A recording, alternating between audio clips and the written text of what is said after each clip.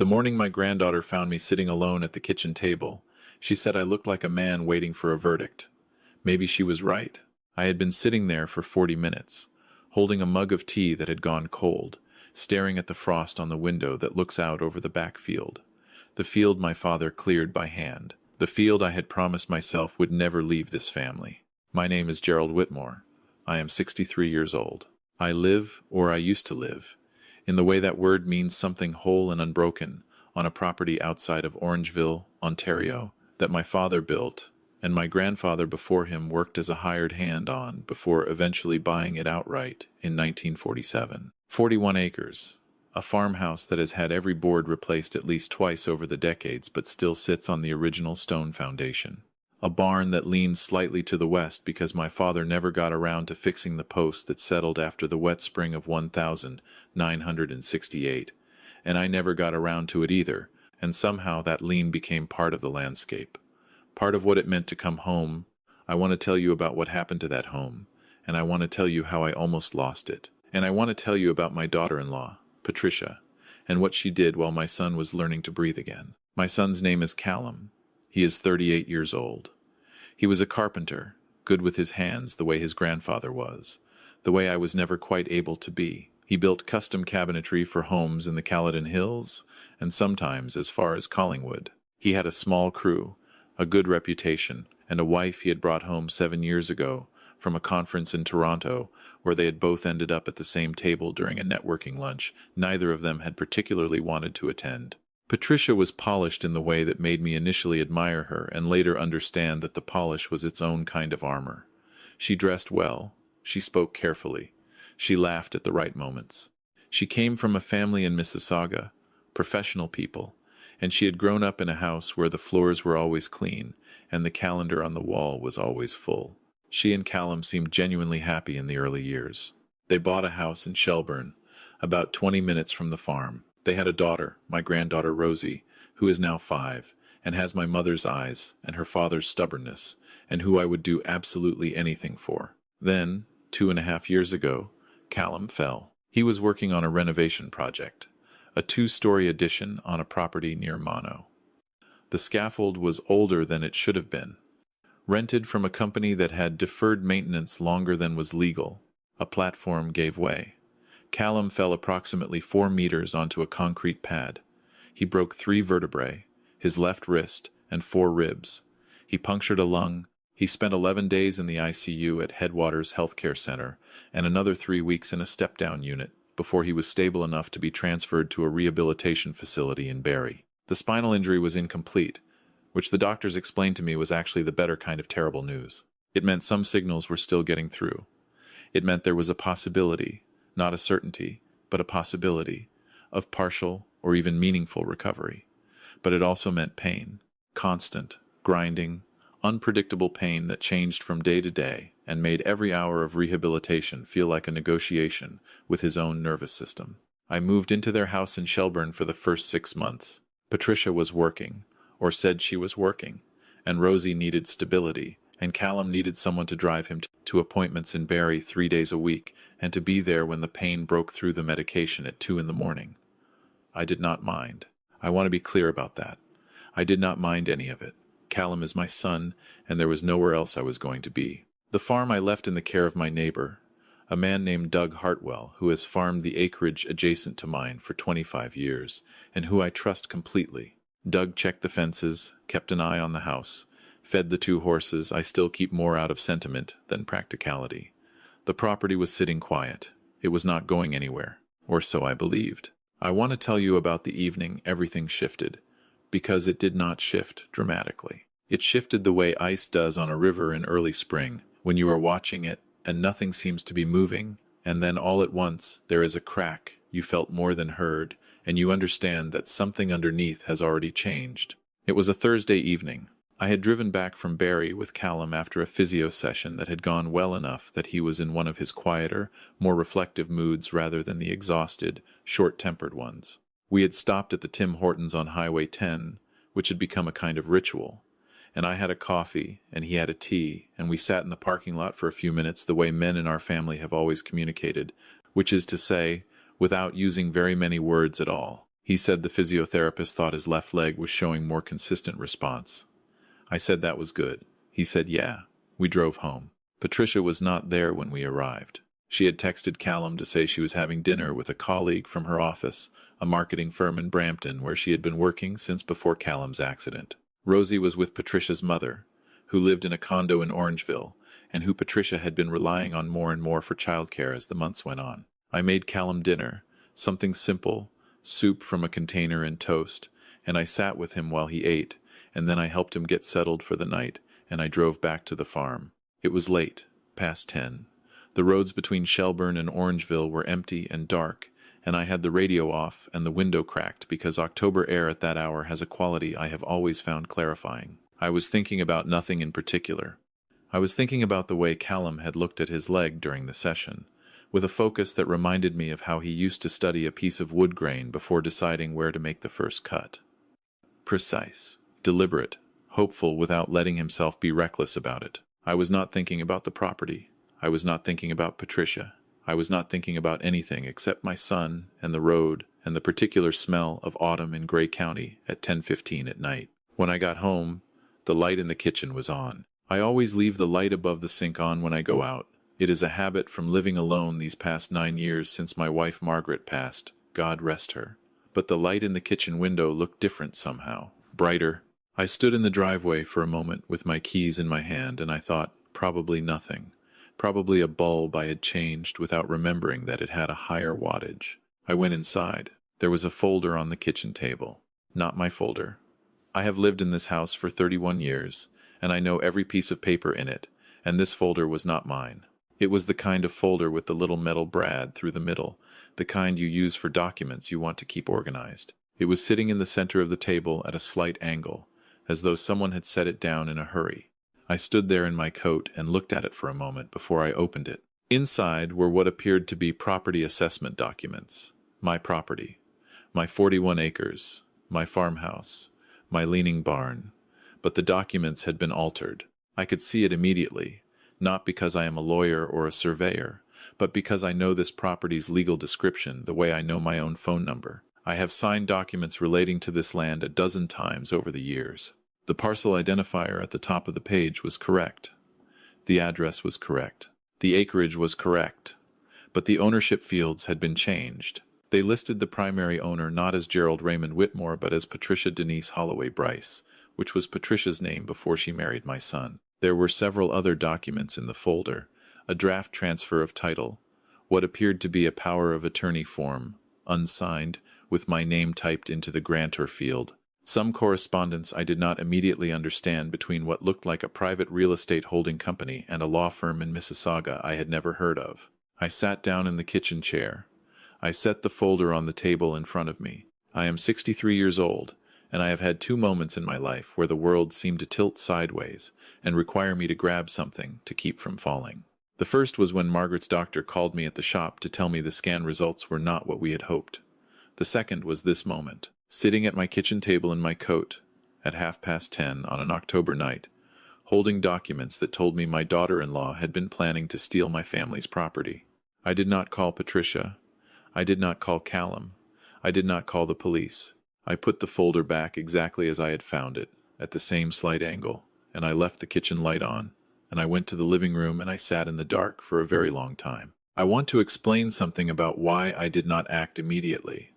Some people, when I have described this moment to them, have asked why I did not simply pick up the phone, and the honest answer is that I needed to understand the size of what I was looking at before I made a single move. When you have lived 63 years and spent most of them on land that your family built their lives on, you develop a certain respect for consequences. You do not swing an axe until you know what is on the other side of what you are about to cut.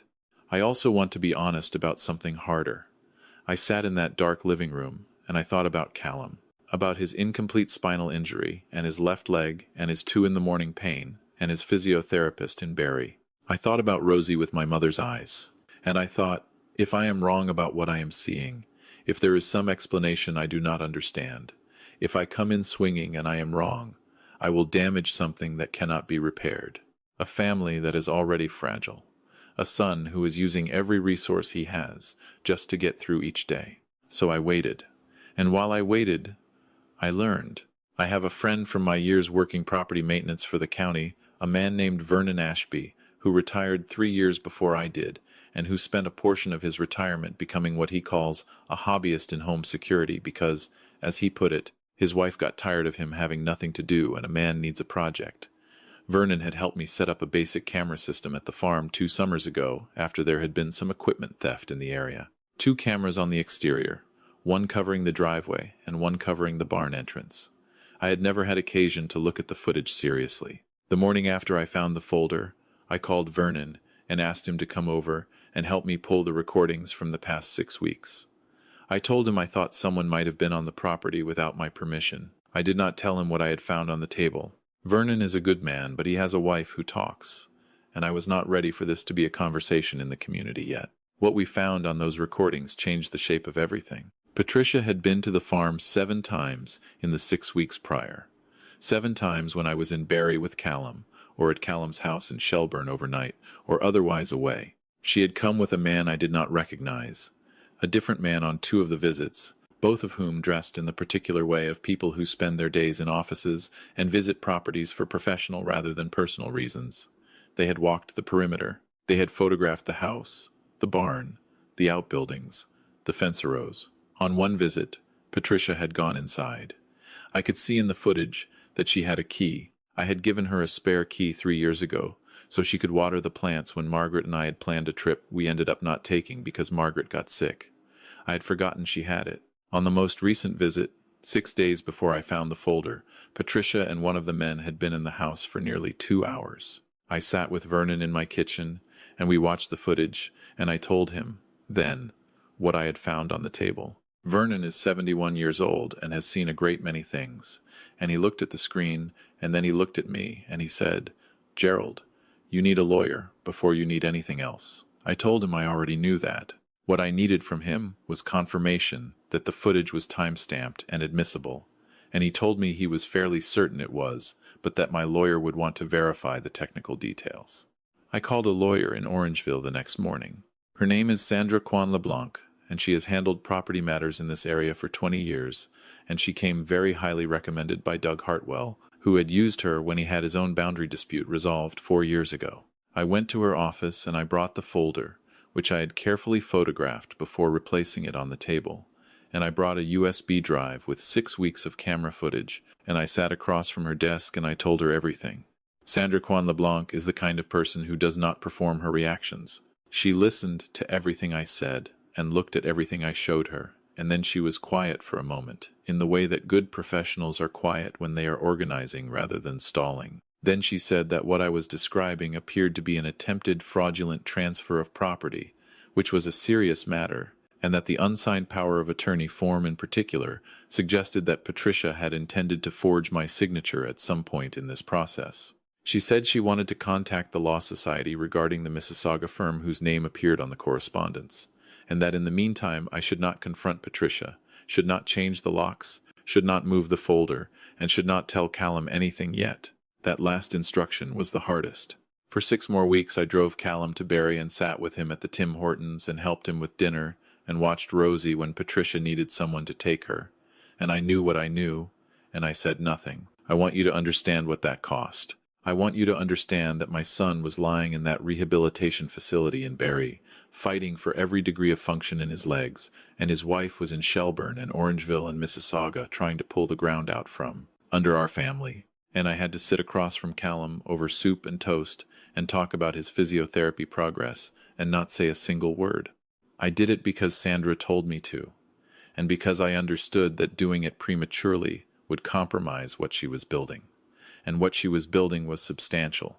She had identified the holding company Patricia was working with as a numbered company registered in Ontario, with ties to a development firm that specialized in purchasing rural properties in the Orangeville and Shelburne area for subdivision and resale. She had confirmed with the Law Society that the Mississauga firm had been the subject of a prior complaint related to property transfer irregularities, though nothing had been formally resolved. She had obtained a legal opinion that the documents in the folder, particularly the draft transfer of title, constituted evidence of intent to commit fraud, and she had, quietly and without Patricia's knowledge, registered a notice against the title of my property that would prevent any transfer from proceeding without my explicit involvement. The property was safe, legally protected. Patricia did not know this. I want to tell you about the afternoon it broke open, because it was not dramatic in the way that confrontations are dramatic in films. It was quiet in the way that true things are often quiet. It was a Saturday in late November. Callum had had a particularly good session 2 days before, and his physiotherapist had told us that she was seeing genuine and consistent improvement in both legs, and that she wanted to have a conversation in January about setting some longer-term goals. Callum had cried a little in the parking lot of the rehab center, just briefly, in the way that men who have held themselves together for a long time sometimes do when they receive good news. I had kept my eyes on the dashboard and let him. On the drive back, he had talked more freely than he had in months. He talked about Rosie. He talked about a cabinet project he had been thinking about redesigning from his hospital bed, a new joinery technique he had been reading about. He talked about the farm, about wanting to come out in the spring and walk the fence line when he was steadier on his feet. He said, "You know, Dad, I've been thinking about the farm a lot lately. I don't know what I'd do if something happened to it." I said, "Nothing is going to happen to it." He looked at me for a moment. Callum has always been able to read me better than most people can. He said, "You sure about that?" I said, "I'm sure." 2 weeks later, Sandra called me and told me that Patricia's lawyer had made contact. Apparently Patricia had discovered the notice on the title and understood that her plan had been exposed. Her lawyer was seeking a conversation. Sandra recommended we decline any informal conversation and allow matters to proceed through proper channels, which they did. I will not walk you through every detail of what followed, because much of it was paperwork and process, and the particular grinding tedium of legal matters, but I will tell you the essential things. Patricia's scheme had involved attempting to use a forged power of attorney to transfer the farm property to the holding company in exchange for a payment she intended to keep. The development firm would then have applied to the county for a rezoning that Sandra's research suggested would almost certainly have been approved, given recent patterns of rural development in this corridor. The 41 acres would have been subdivided. The farmhouse would likely have been demolished. The barn that leaned slightly to the west because of the post my father never fixed would have been gone. Patricia had begun planning this approximately 8 months into Callum's rehabilitation. Her lawyer eventually indicated in negotiations that she had come to believe the farm was the only significant asset available to provide her with financial security if Callum's recovery did not result in his returning to full-time work, that she had convinced herself this was practical rather than criminal. I do not know if that is true. I know that practical reasoning and criminal behavior are not mutually exclusive, and that choosing to frame what you are doing as necessity does not change what it is. She and Callum separated in February.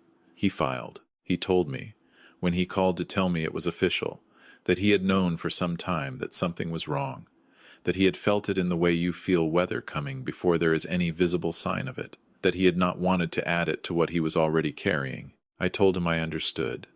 We did not talk for very long. Some things between fathers and sons do not require many words. Callum is living now at the farm. He moved in last April, after his physiotherapist confirmed he was safe to manage stairs with a railing, and the farmhouse has a bedroom on the main floor that was originally the sewing room, and which required only minor modification to accommodate his current needs. He walks with a cane on good days and uses a walker on harder days, and he is working 3 days a week doing design consultation for a cabinetry company in Orangeville, the kind of work that uses his knowledge and his eye without requiring him to be on his feet on a job site. His physiotherapist says she expects continued improvement. Rosie comes every second weekend and 1 evening a week. She runs through the farmhouse the way children run through spaces that feel safe to them, with total confidence and no particular destination. She has decided that the 2 horses need names she is allowed to choose, and she has named them Biscuit and Captain, and I have decided that Biscuit and Captain are probably the best names either horse has ever had. Patricia retained custody of Rosie during the week. The arrangement is functional, if not warm. Callum manages it with the same deliberate focus he brings to his rehabilitation and his woodworking, which is to say he does not spend energy on what he cannot change, and he protects carefully what he can. The farm is still here. The stone foundation, the field my father cleared, The barn leaning slightly west. All of it still here. I think about what would have happened if I had not come home that October night. If I had stayed at Callum's house, as I sometimes did on late nights after his appointments. The folder would have been replaced, I assume. Patricia would have continued.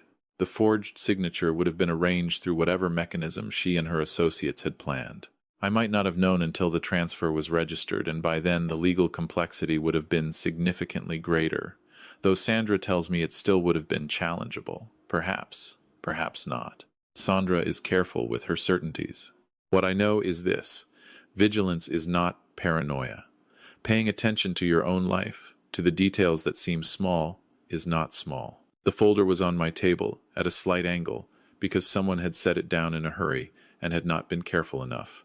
That angle cost Patricia everything she had been planning for months. I also know this. When someone is vulnerable, truly vulnerable, the way Callum was, and in some ways still is, there are people who will look at that vulnerability and see an opportunity. This is one of the harder truths about being human. Not everyone who tells you they love you means the same thing by that word. Some people mean, I love what you have.